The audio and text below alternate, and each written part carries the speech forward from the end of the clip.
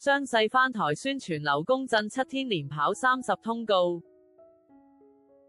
開六角括號記者廖利為綜合報導刪六角括號張世為宣傳電影搜查劉公振特別返台，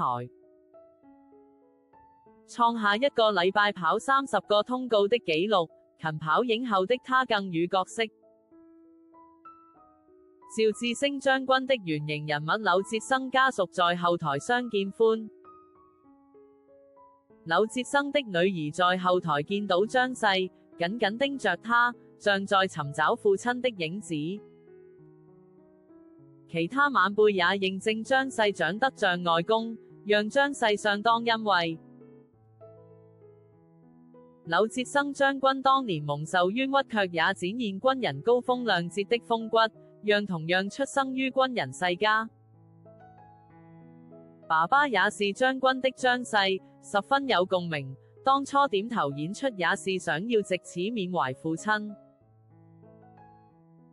張世稱父親慈祥又有智慧，自認若有兒女一定也是個慈父，家中有無小孩的他，少盈對寵物非常寵愛，教育則是由太太負責。他聽我太太，然後總是來我這邊要肉吃，找我玩。從影40年來首次如此密集的接受媒體訪問，張世甘之如飴。其實我幾乎不經營個人社群，也不知道台灣粉絲是否還記得我。因為我只希望能透過我演的角色，讓來看我戲的人能夠感同身受。電影在今天上映。